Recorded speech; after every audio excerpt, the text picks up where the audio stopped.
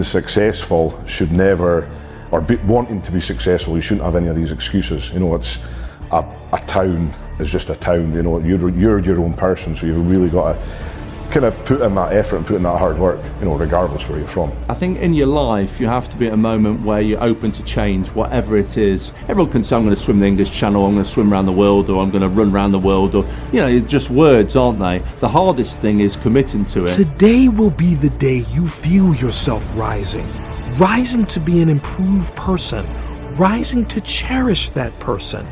That person is you. The competition you should have is with yourself. Now is the time to become someone you believe in, someone with purpose. Don't stop now. Don't stop until you know you can make it. Stand up to your success. Stand up to your power. This is your opportunity. Take it.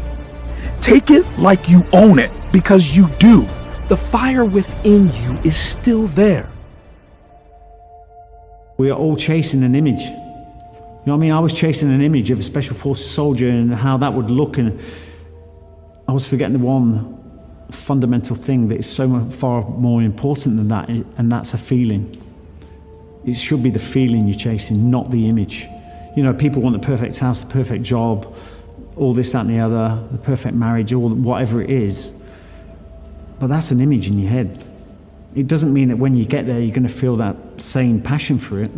We all know, everyone knows that a lot of the time you have this visualization of how something might be, whether that's going out for the night, going to your favorite club or whatever, and it's always totally different when you get there. You know what I mean? So if you get too attached to the image of what you want, you're going to end up being disappointed when you get there. You can make up as many excuses in your mind as you want with things, and as a kid, you know, I don't think I ever wanted to face failure, so, you know, I never wanted to take on too many big things. I think when I was younger, it'd probably been too much for me, because I didn't want to fail. It's that word, failure. So it's easy to use an excuse for not doing something, because you might just end up sad or feel bad about yourself. But I think we all know you can make all the excuses in the world, but in the heart of hearts, why not just go through it, step over that line, see how capable you are, forget excuses. We have one life. I'd rather go for something and not achieve it and try really hard than just come up with excuses. I think it's just, don't make yourself fall short. You know, it's so easy to accept that nothing is going to happen for you. You know, that you're just going to be another number. That's the easiest way. You know, get a job 9 till 5, and that's easy. You know, it's accept that something can happen, but you have to put the work in. It's just, don't be scared of hard work, and, you know, let that fire that you've got in your belly, you know, translate into something good. You know, if you've got that passion and that drive, don't ever stop. You know, if you stop, I guarantee you, like, if you stop when you're 20, by the time you're 40, you're going to resent whatever that reason was you stopped. So say if you got married, your wife or your husband, whatever, isn't supportive, you're going to resent them in the future life. So it's don't stop. It's just, don't hold yourself accountable. You know, don't make these excuses. That's it. Hold yourself accountable. Don't make excuses, and just have some pride in what you do. You know, I'm so proud what we've achieved. I can't even express how proud that I am. So just know that it's possible. Honestly, it's like, I could rant and rant, but it's like, just believe in yourself. That's it. It's simple. Believe in yourself and take pride in what you do. Don't ever let anyone say that you can't do it, because Tom and I are literally the living proof that you can achieve it. To be the strongest brothers that ever lived. If we said that 10, 15 years ago, people would laugh at me. I've said it to the promoters and stuff, Tom and I are going to be the strongest brothers that ever lived, and they laughed at me. Look at us now. That's it. Done. I don't want to follow someone's footsteps. I want to create footprints. You know what I mean? That's with everything I do. So, you know, it was about redefining myself, recreating something new. And you can achieve anything you want to in your life if you have the right mind. For me, by having the mindset that I could achieve this, what seemed like an unreachable goal probably for your mind at the time, how do you know you're going to get up to this level? And your mind has to tell you, or has to risk the fact that, yeah, I can do this. And what is the worst thing that can happen? Oh, I give something a really good go, but I just don't make it. Is that really that terrible? Or do we use excuses and just don't even go for it? So I've understood that you can achieve anything if you've got the right mind. And I also believe your body responds if your mind's in the right place. The pain will subside, but the achievement will be there forever. So just think, Adam, when this pain goes away, what you've done and what will ever stop you again. The traffic jam and someone upsetting you is not going to match up to a Portuguese man of war sting, losing feeling in your spine and nearly going paralysed. So that gave me complete perspective. If I was broken, I'd want to be fixed. So I would just go again until I was fixed. So the thing is, when you are broken, it doesn't necessarily last forever, does it? So you can be a bit broke, you stick it back together and let's go again. Pain lasts for a minute, success lasts for a lifetime. Pain is temporary. Pain's got to go away at some point. So what it means to me is it's a process you have to go through to make you stronger. Everybody goes through it. It's going to come into your life. You know, I'm ready for it at some point each day. There might be some little thing that shows you, but you know, as long as you're ready for it, as long as you're prepared to go through it, then it'll change and it'll give you success.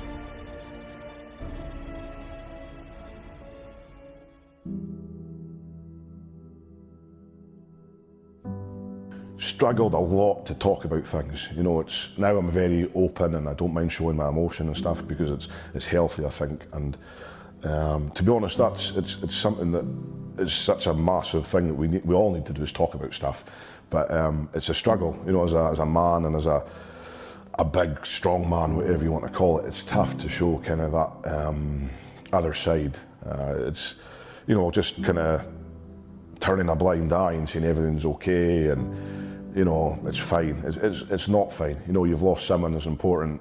Like, honestly, I can't even describe, put words, how important our mum was in our life. She was the sun, like she was as important as the sun for us. So losing someone like that, it's okay for it not to be okay, if that makes sense. You know, if you're having a bad time, you know, speak about it. And I actually went to therapy and talked about it with someone for quite a number of, well, a good couple of years.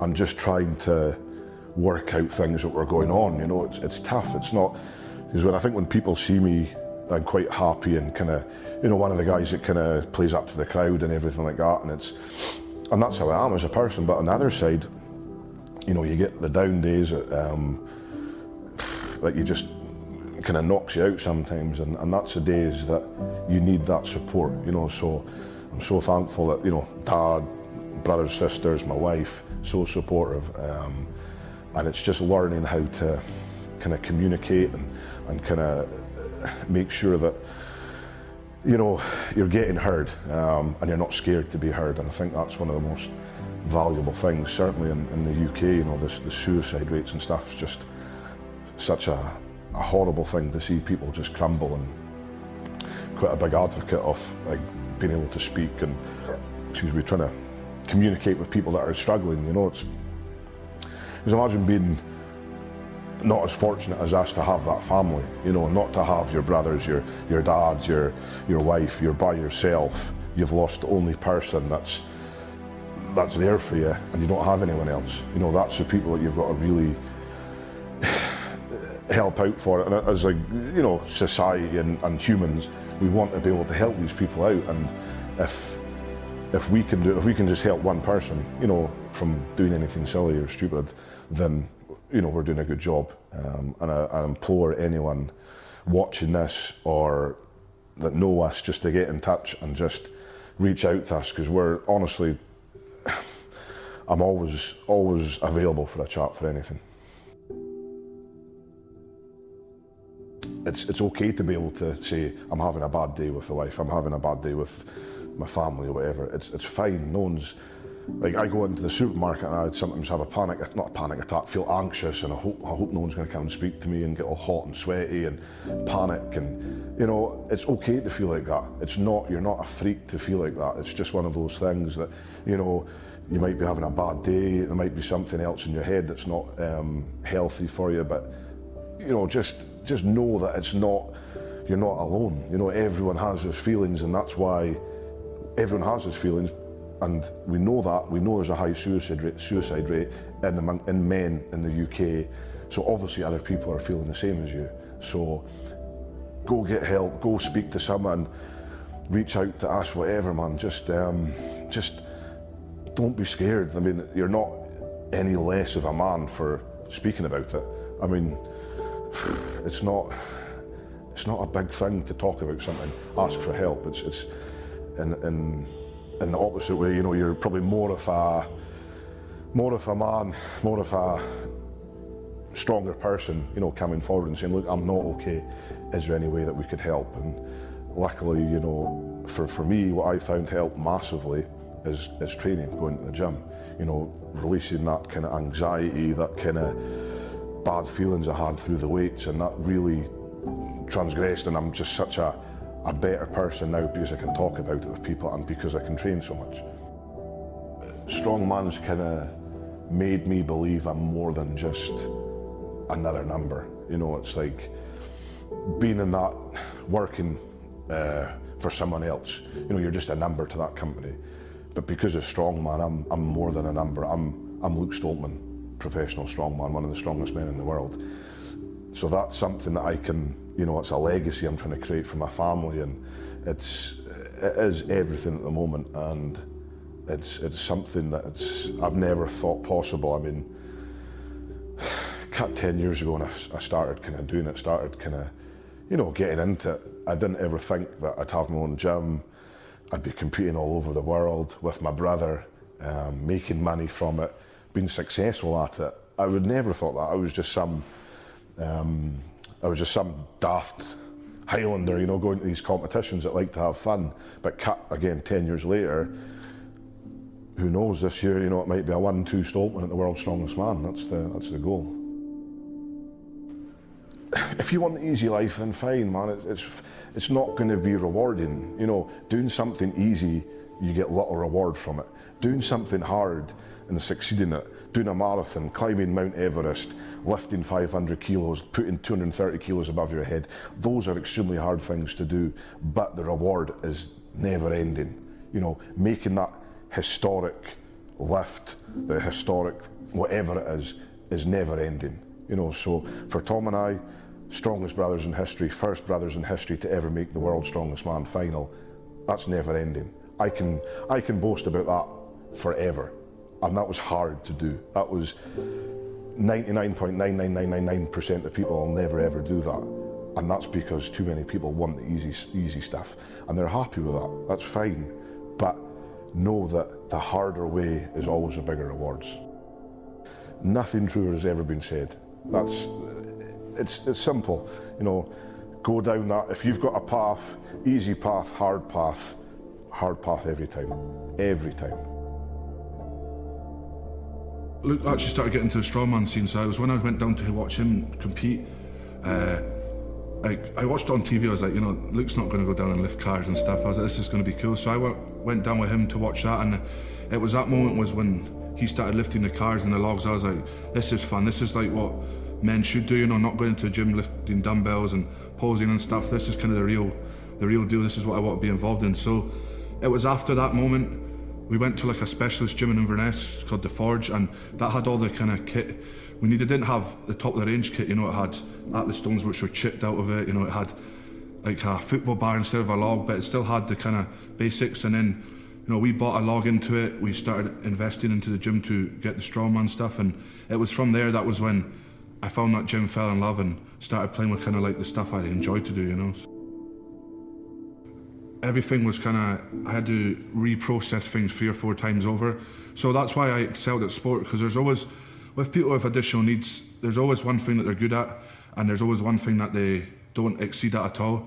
There's never really in between, so I still excelled at sports, but could not do maths. Like I was maybe in S2, S3 doing like S1 maths, you know, whereas in sport I was like above in the class, you know, so it's that kind of, for me it was that's a difference in it, and it was also I just could not look at people, couldn't talk, just couldn't even go on. Like, I first went on a train and bus at, I think it was 14, 15 years old, you know, and first did a sleepover when I was in primary 7, so that would have been 12, 13 years old, you know, and it was a really hard thing for me because, you know, I kept autism hidden the whole through kind of my childhood, primary school, and it wasn't until 2nd or 3rd year was when I was like, right, you know, I needed a lot of additional support in school.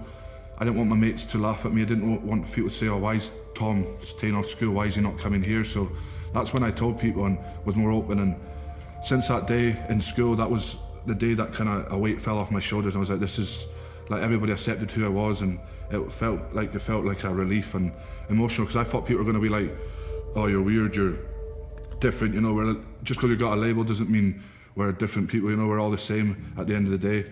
And then it was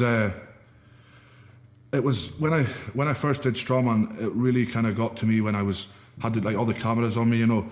With football, I wasn't at a high level, so it was just going out playing, going home, you know, and it was interviews and everything. Like, I'd have Luke at my side, he'd do all the talking, I'd just be like, head down, yes, yes, you know. So that was the hardest part for me. It was like, I love strongman, but I didn't want to do the talking side, and I think I just built the courage to kind of just be like, right, if I want to do this sport as a living, you know, I just need to man up and kind of each interview that comes, try and get better and better with it. And even now, you know, I'm sitting here doing this, but if this was 2-3 years ago, you get 1 or 2 words from me. So, I mean, I kind of had to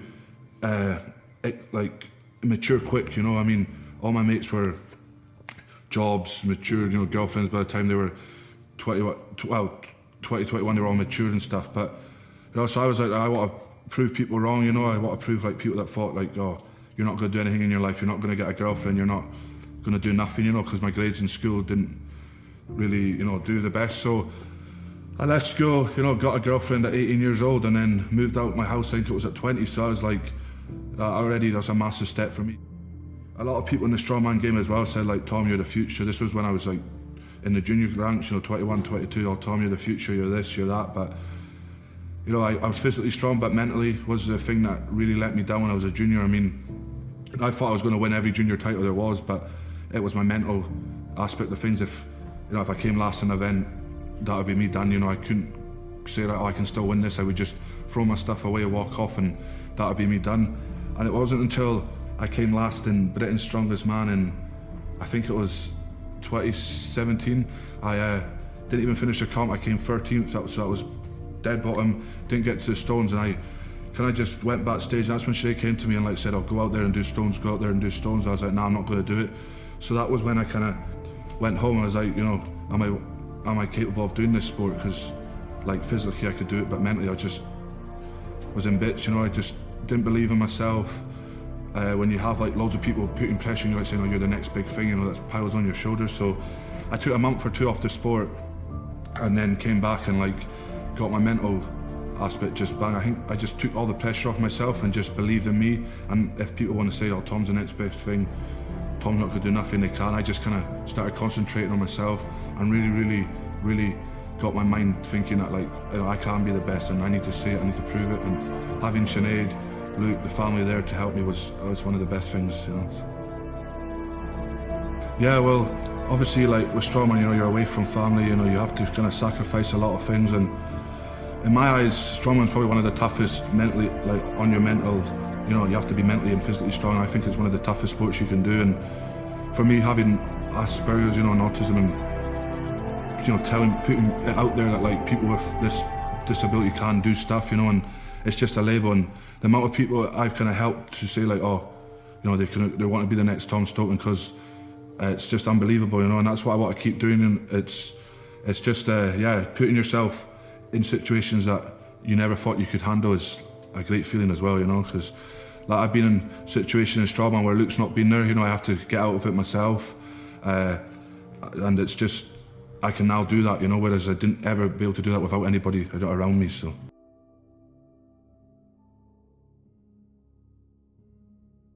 Yeah, I've always kind of said, I mean, like going through school, the thing that stuck up to me was like a teacher said, oh, you're not going to do nothing. And that kind of stuck with me because, you know, a lot of people, with people with additional needs, you know, if someone says that, they'll believe it. And I believed that for a long, long time. So I just think you need to kind of keep around positive people, you know, choose the right group of people you want to be around, make sure there's loads of positivity in your life, and that whatever you want to do, whatever goal you want to set, if it's the biggest goal, smallest goals, just go out and smash it, because, you know, I'm an example of it, you know, and I've proved hundreds and hundreds of people wrong, and that's what kind of I'm wanting a lot of other people to do, and that's what I'm trying to show people, that, you know, just because I've got Asperger's doesn't mean I'm going to sit back and not achieve goals. You know, I want to be the best in the world, and I'm going to be the best in the world. So, yeah, I just think have a positive attitude to everything you do, and just be around positive people, and you'll get far in life with those two things. Yeah, well, my mum was there through day one, you know, and my dad's been there as well. It's been harder for him because obviously he works on the oil rigs as well. So when I kind of got diagnosed, he was working abroad, so it was harder. But I mean, my sister worked at groups that had autistic people there, so she was like the chairperson of it around the Highlands, so that was a massive help. She was a step above everyone in it, so that was kind of an advantage for me. You know, everyone kind of just, everybody accepted who I was in my family, you know, there's nobody disowned me. Everybody was helpful, and like, they just kind of knew that I wasn't as mature as, you know, the other family members, or they knew that I had to process things slower, so they just helped me. And like Sinead as well, massively thankful for her, because she kind of not really experienced it, you know. When I came to her, she thought I was, you know, like overly shy, you know, because head down, when I went to meet her parents, it was just like 1-2 words, but then they kind of knew what the, you know, autism was, and from like the day I met them, they made me feel comfortable, you know. And it's just unbelievable having the right people, like I said, around you to kind of get out your shell and blossom. So that's what I'm trying to do, you know, help people. And I've talked to a lot of school and had a lot of like ambassadors and contact me, and that's what I'm trying to do, just get that word out. It's just being positive and not letting anybody kind of stop your goals, you know. So yeah, having Luke in the sport was, I think, a massive advantage for me, you know. I didn't live up to my potential as much as I should have, because obviously the mental side, but I think just being in the gym and doing like the deadlifts and squats, you know, a lot of young guys want to do just arms, bench press, shoulder press, you know, that kind of stuff, but Luke made me go, like from day one, go in 100% and just do the deadlifts and squats and get that kind of, the technique right, and that can put me in advantage, you know. When I entered my competitions, I helped Luke, I was my first one, I think I helped Luke win Scotland's Strongest Man. I came 5th, so, and that qualified me for UK's, and I was like, geez, you know, I can actually lift some weights. But yeah, so it was more just having Luke there as like a role model, you know. I always looked up to him in the gym, you know, everything. I didn't realise how hard it was until I actually went, you know, and just like the hours Luke put into the gym was crazy. And then it was just having him to do my diet. He did everything for me, and if it wasn't for Luke, you know, I would not be where I am today, 100%, you know. So yeah, I'm like so proud to be a Stokeman, you know. It's like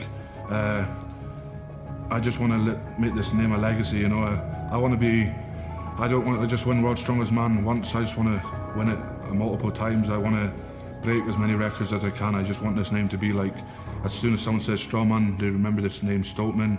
You know, we're already making a legacy with being the strongest brothers to ever live, which is mind-boggling, like I said, coming from a small town in Invergordon, you know. You're like, yeah, Stokeman's just a name that I want to like be the like limelight of strongman in the next year or two. So